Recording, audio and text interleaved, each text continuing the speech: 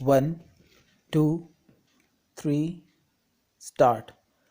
Sir, I rise to move that the bill to provide for regulation, operation, and planning of major ports in India and to vest the administration, control, and management of such ports upon the boards of major port authorities and for matters connected therewith or incidental thereto be taken into consideration.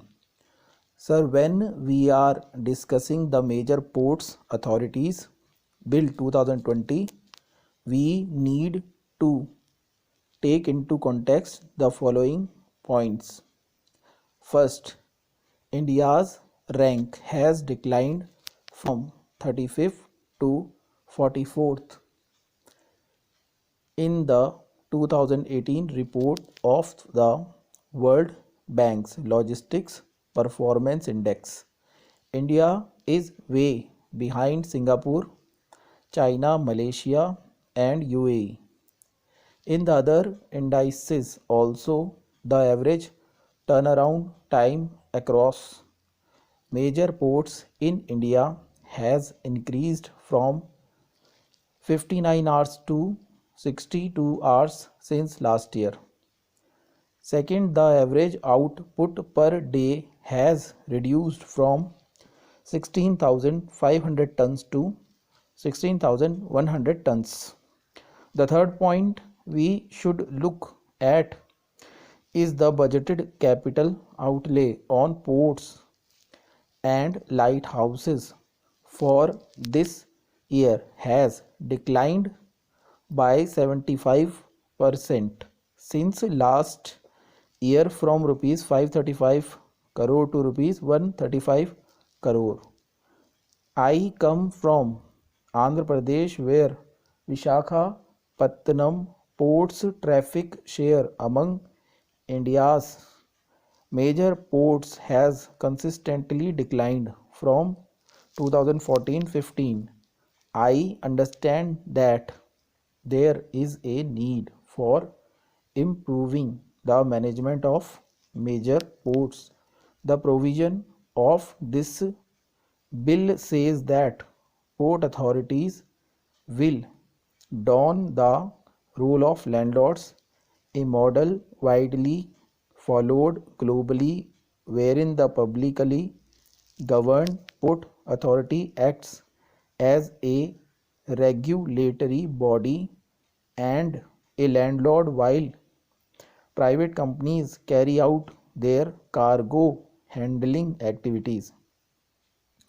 Principally, the bill adopts a three-step approach to achieve its objective. First step is through a board representing the center, the states, railways, defense, customs, and independent members. Second step is by giving greater autonomy to this board to make master plans. Third step is by creating transparency in the functioning of the ports through proper accounts which are audited by C&AG.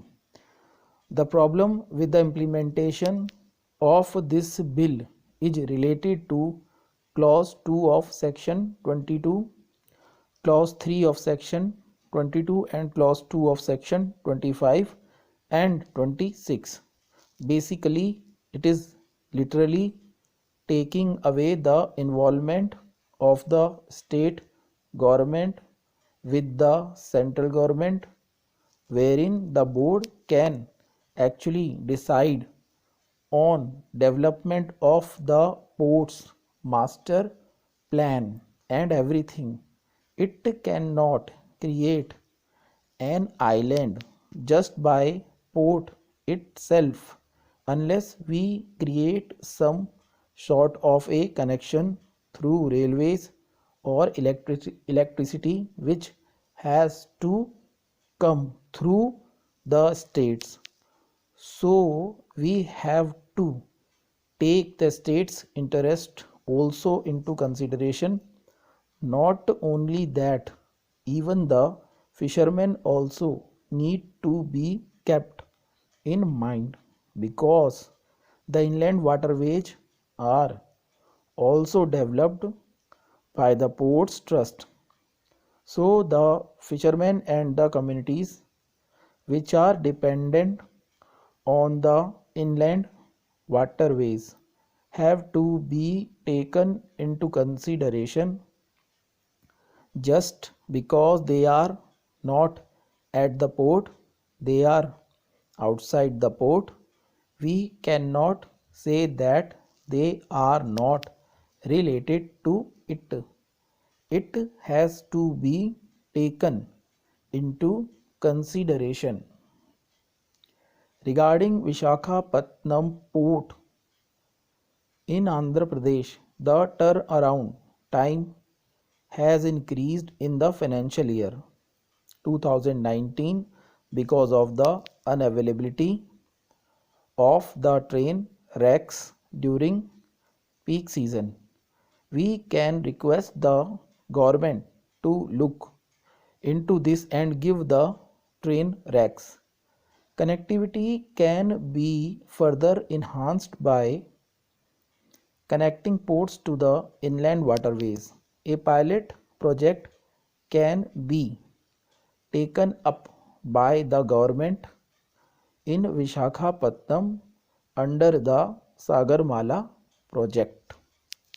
Another problem that Vishakhapatnam port faces is that it handles 75% of the India's dangerous chemical cargoes including ammonium nitrate. Stop.